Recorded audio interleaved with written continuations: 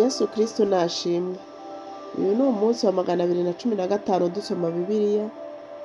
Dukomereje mu gitabo cy'umuhanuzi Habakuki, umuhanuzi w'umwinginzi. Reka dusome mu izina rya Yesu. Ahanura ibyago bazaterwa n'Abakaludaya. Ibihanurwa umuhanuzi Habakuki yeretswe.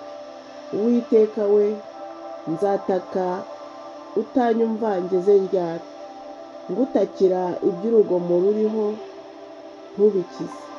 Ni iki gituma unyereka gukiranirwa ukareba iby'ubugoyi? Kuko kurimbuka n'urugomo biri imbere yanjye, kandi hari n'intonganya, hadutse n'umuvurungano.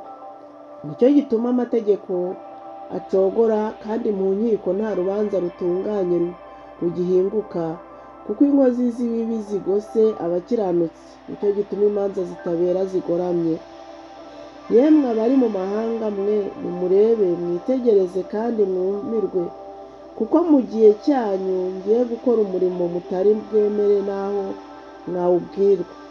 Kuko mpagurukije Abakaludaya, bwa bwoko bukaze kandi buhutiraho, ngo bakwire isi yose, bahindure igihugu kitari icyabo. Ni abo gutinywa kandi batera ubwoba, imanza zabo n'icyubahiro cyabo n'ibyo bihangiye. N'amafarashi yabo arusha ingwe imbaraga, kandi arusha amasega asohoka bwije gukara. Abagendera ku mafarashi babo bagenda birata, ni ukuri abagendera ku mafarashi babo baturuka kure, baguruka nk'igisiga, bihutira gushiha inyama.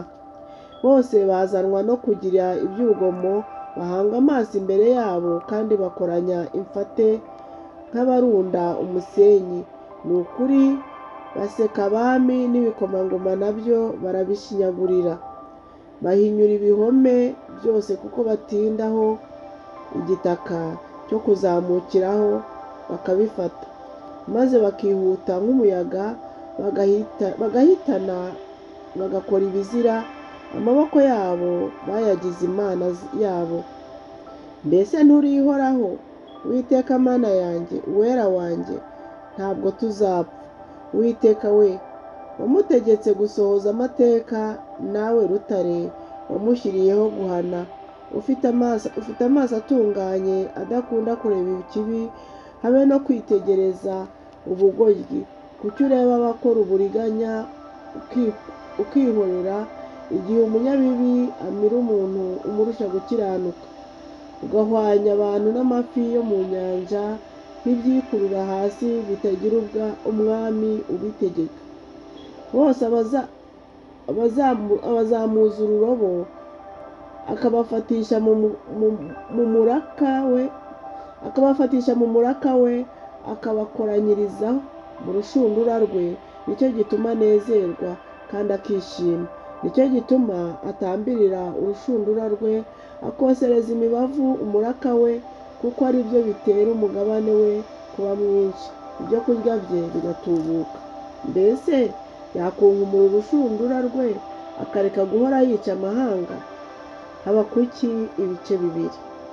Yerekwa ko abakiranutsi babeshwaho no kwizera. Nzahagarara hejuru y'umunara aho ndindira, kandi nzarangaguza ndebaho, ari numva icyo ambwira. Nuko nzasubiza ku bw'icyo namuganyiye. Maze Uwiteka aransubiza ati, andika ibyerekanywe ubigaragaze ku mbaho, kugira ngo ubisomye abyihutire. Kuko ibyerekanywe bifite igihe byategekewe, ntibizatinda kukigeraho, kandi ntibizabeshya. Naho byatinda ubitegereze, kuko kuza ko bizaza ntibizahera.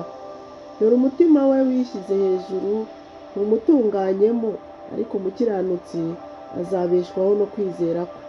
Ni ukuri na vino iramuriganya, ni umuntu ugamika kandi urarikira, ntaregamiwe. Agwiza irari nk'iry'ikuzimu, kandi ameze nk'urupfu, ntagira ubwo ahaga, ahubwo yikoranyirizaho amahanga yose, akiyegereza amoko yose. Abo bose se ntibazamuciraho umugani wo kumushinyagurira? Bazavuga bati, azagushisha ugwiza ibitari ibye azageza ryari? Uwigerekaho kwishingira azagusha ishyano. Mbese abazaguhora ntibazagutegera bagutunguye? Mbese abazaguhora ntibazagutera bagutunguye? N'abazagukura umutima ntibazakubyukana ngo bakugire umunyago wabo?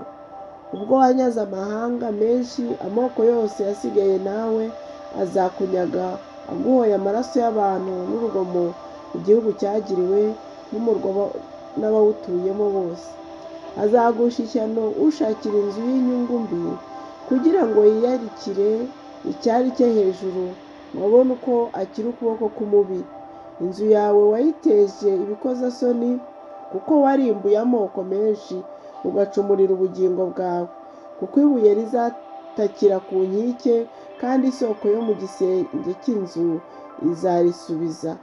Azagusha ishyano uwubakisha umudugudu kuwuvusha amaraso, agakomeresha umudugudu gukiranirwa. Uwiteka Nyiringabo si we utuma abantu bakorera ibizatwikwa n'umuriro, n'amahanga akiruhiriza ubusa. Kansubiremo. Uwiteka Nyiringabo si we utuma abantu bakorera ibizatwikwa n'umuriro, n'amahanga akiruhiriza ubusa. Kuko isi izakwirwa no kumenya ubwiza bw'Uwiteka, nk'uko inyanja y'amazi isendera. Azagusha ishyano uw'umuturanyi we ibyo kunywa, nawe umwongeraho ubumara bwawe bukamusindisha, kugira ngo urebe ubwambure bwe. Wuzuweho no gukorwa n'isoni mu kigwi cy'icyubahiro, nawe unywe umere nk'utakebwe. Igikombe kiri mu kuboko kw'iburyo k'Uwiteka kigiye kuguhindukiriraho, kandi isoni ziteye ishozi zizaba ku cyubahiro cyawe.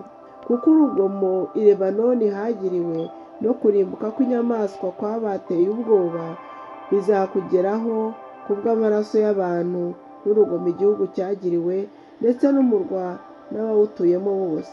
Igishushanyo kibajwe kimaze iki? Byatera umubaji wacyo kurushya akibaza. Igishushanyo kiyagijwe n'uwigisha ibinyoma bimaze iki?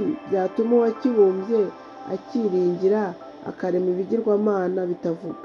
Azagusha ishyano ubwira igiti ati kanguka, akabwira n'ibuye ritavuga ati haguruka. Mbese ibyo byakwigisha? Dore byayagirijweho izahabu n'ifeza, kandi nta mwuka bifite rwose. Ariko Uwiteka ari mu rusengero rwe rwera, isi yose iturize imbere ye. Habakuki ibice bitatu. Isengesho rya Habakuki. Gusenga k'umuhanuzi Habakuki kwaririmbishwaga n'ijwi rya Shigiyonoti. Uwiteka we, numvise inkuru zawe zintera ubwoba. Uwiteka we, ihembura umurimo wawe hagati yo muri iyi myaka ujye uwumenyesha uburakari, wibuke kubabarira. Imana yaje iturutse i Temani, ni iyera iturutse ku musozi Parani. Ubwiza bwayo bwakwiriye ijuru, kandi isi yuzuye gusingizwa kwayo.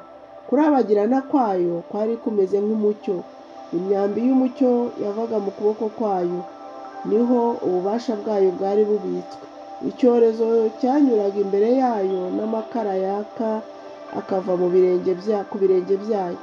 Irahagarara igera urugero rw'isi, iritegereza itataniriza amahanga hirya no hino. Imisozi ihoraho irasandara, udusozi tudashira turika. Imigenzereze yayo ihoraho iteka ryose. Nabonye amahema ya Kushani afite umubabaro.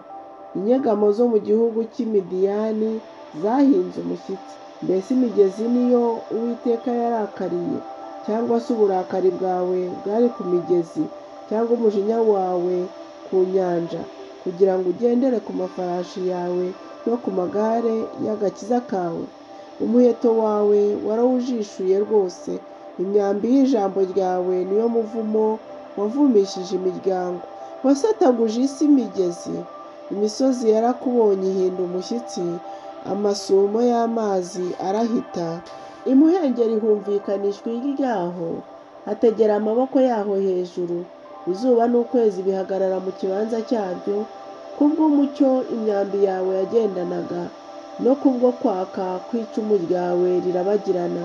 Watambagiye igihugu ufite umujinya mwinshi, uhondabuza amahanga uburakari, wazanywe no gukiza ubwoko bwawe kandi no gukiza uwawe wasize.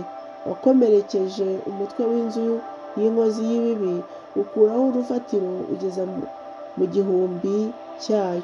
Watikuye umugaba w'ingabo ze n'amacumu y'ubwe, baje kuntatanya bameze nka serwakira, byasaga nk'aho banezezwa no kumaraho abakene rwihishwa. Inyanja wayikandagije amafarashi yawe mu kigogo cy'amazi menshi. Narabyumvise, umubiri wanjye uhinda umushyitsi, iminwa yanjye isusumirishwa n'iryo jwi. Ikimungu cyinjira mu magufa yanjye, mpindura umushyitsi aho ndi, kuko nkwiriye gutegereza umunsi w'amakuba nkwitondeye, igihe uzagera ku bwoko buzaduteza ibitero. Naho umutini utatoha n'inzabibu ntizera imbuto, bagahingira ubusa imyelayo, n'imirima ntiyera imyaka, n'intama zigashira mu rugo, n'amashyo akabura mu biraro, nta kabuza ko nishimira Uwiteka, nkanezererwa mu Mana y'agakiza kanjye. Uwiteka Yehova niwe mbaraga zanjye, ibirenge byanjye abihindura nk'iby'imparakazi, kandi azantambagiza aharengeye hanjye. Byahimbiwe umutware w'abaririmbyi babicuranga mu mirya y'inanga. Imana ibahe umugisha. Dushoje igitabo cy'umuhanuzi Habakuki, ejo tuzatangira igitabo cy'umuhanuzi Sefaniya. Mugire umunsi mwiza, ndabakunda mu izina rya Yesu, kandi ndabakunda no mu izina ryanjye bwite. Imana yo mu ijuru ibishimire.